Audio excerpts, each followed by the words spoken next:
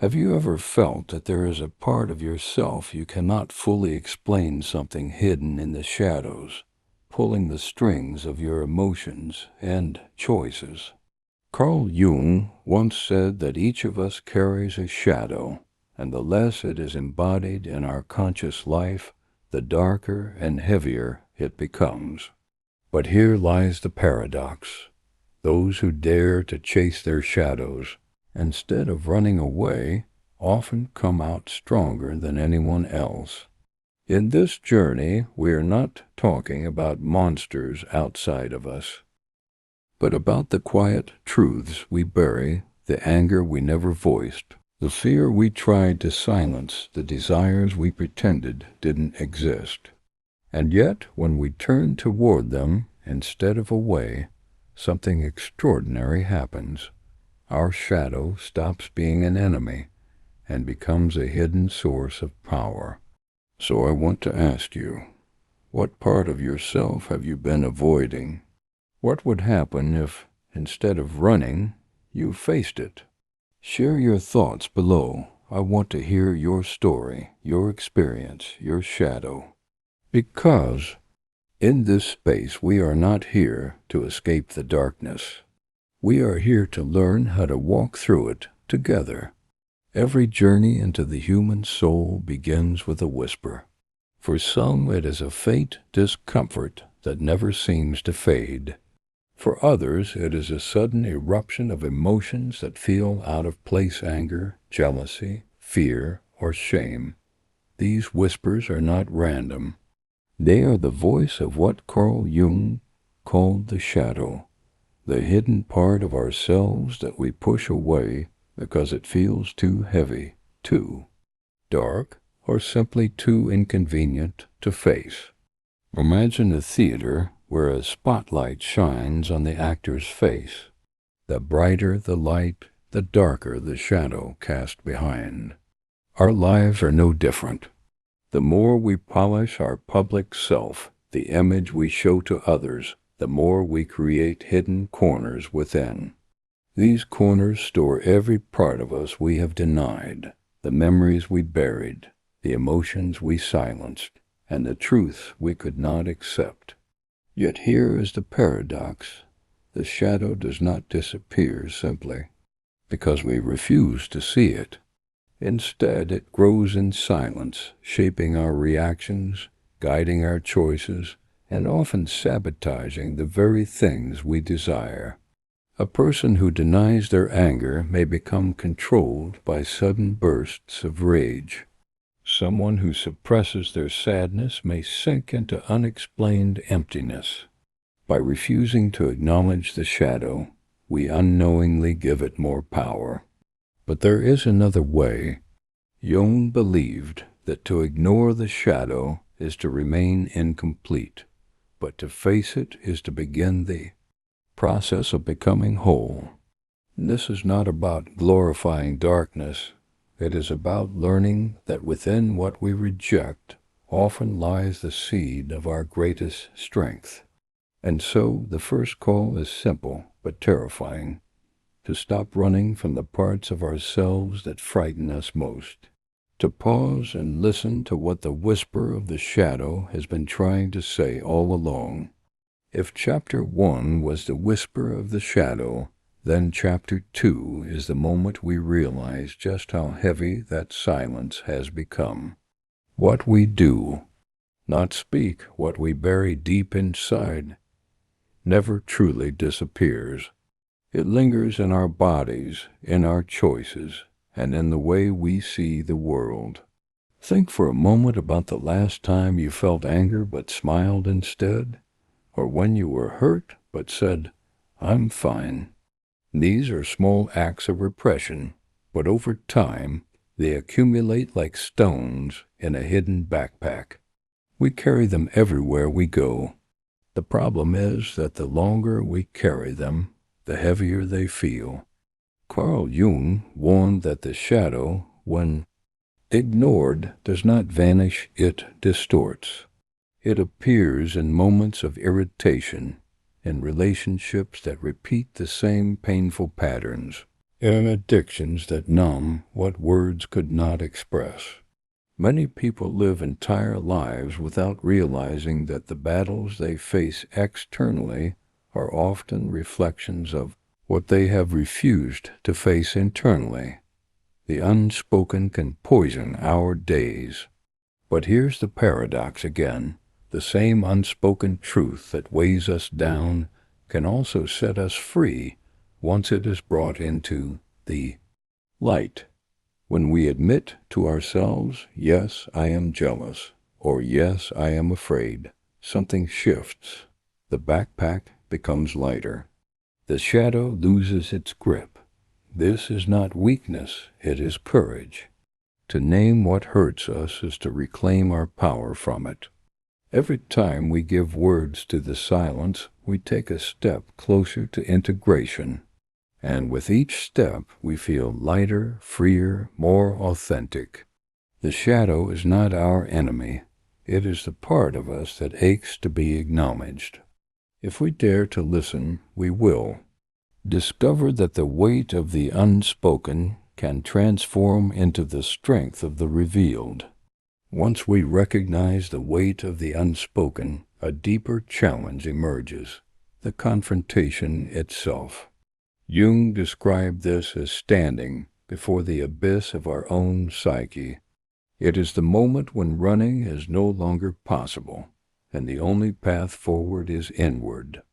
Think of myths and stories told for thousands of years. The hero must face the dragon, descend into the underworld, or enter the dark forest alone. These are not just tales of fantasy. They are metaphors for our own psychological journey. The dragon is our shadow, the underworld is our subconscious, and the dark forest is the unknown within us. Every hero's story reminds us of one truth. There is no treasure without facing the abyss. But confronting the abyss is not about battling until the shadow is destroyed. That is a mistake many make. The shadow is not meant to be annihilated. It is meant to be integrated. The confrontation is not about violence, but about honesty. When we stand before the abyss, we are forced to admit, yes, I am flawed. Yes, I am capable of anger, envy, fear, and selfishness. But I am also capable of growth, love, and resilience. In that moment of acceptance, the abyss begins to transform. The shadow stops being a terrifying monster and reveals itself as a teacher. It shows us where we are weak, but also where we are strong. It highlights the parts of us that have been silenced, urging us to bring them into the light. The confrontation is never easy. It requires courage to admit the truths we would rather deny. Yet those who face their shadows emerge with something far greater than comfort. They emerge with clarity, authenticity, and the beginnings of wholeness. This is the turning point. To face the abyss is to begin reclaiming the treasure hidden within the darkness. What happens to those who dare to step into the abyss, who no longer run from their shadows? Something remarkable begins to unfold. They discover that within the very darkness they feared lies an unexpected reservoir of strength. At first, this strength feels subtle, like a flicker of light in the distance. By acknowledging their anger, they gain the power to channel it into passion and determination. By embracing their fear, they uncover courage. By admitting their vulnerability, they find empathy and deeper connection with others. Each piece of the shadow, once faced, becomes a source of energy rather than a chain of weakness. Jung often spoke of individuation, the process of becoming whole. Those who embrace the shadow begin to live less as fragments and more as complete beings. They stop pretending to be perfect and instead learn to be authentic. And authenticity is magnetic. People sense it. They feel drawn to those who no longer hide behind masks, because such people radiate a quiet strength that cannot be faked. Think of the great artists, leaders, and thinkers throughout history. Many of them wrestled with darkness, inner turmoil, doubts, or personal flaws. Yet instead of letting these shadows destroy them, they transformed them into art, wisdom, and vision. Their strength came not from denying the shadow, but from using it as raw material for growth. This is the hidden gift. When we stop running from the dark becomes a source of light. What once was shame turns into compassion. What once was fear becomes resilience. What once was silence becomes expression. The truth is simple, but powerful. Those who have walked through their own darkness carry a strength that others can feel. They are not invincible, but they are unshakable.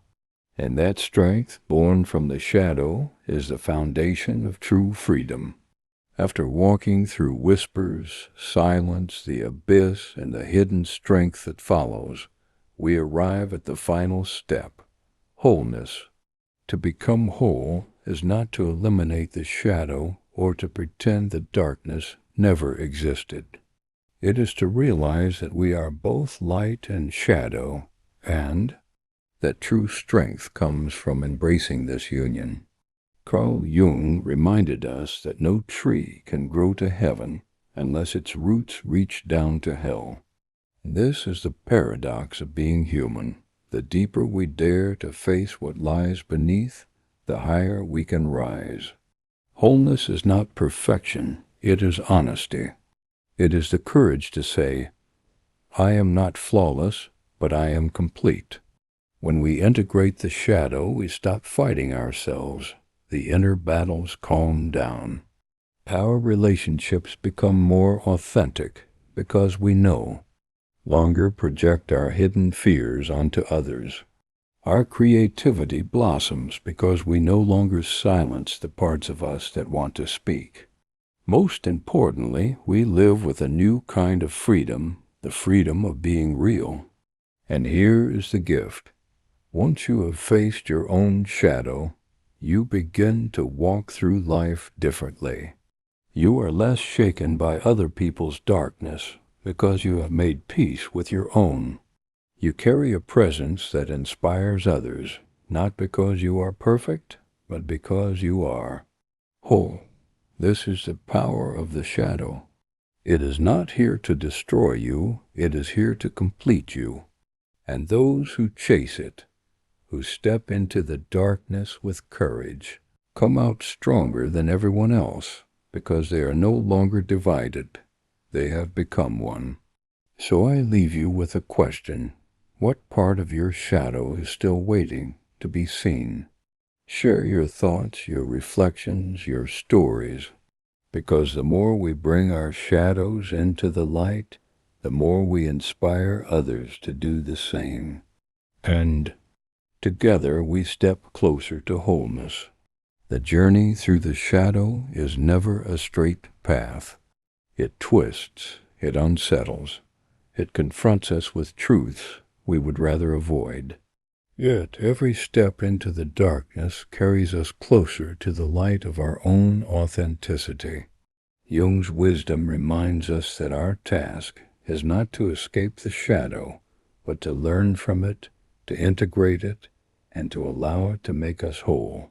Think about it. What would life feel like if you stopped fighting against yourself? If the fears, the doubts, the unspoken emotions that haunted you were no longer chains, but stepping stones? That is the gift of the shadow. It teaches us that true strength is born not in perfection, but in the embrace of all that we are.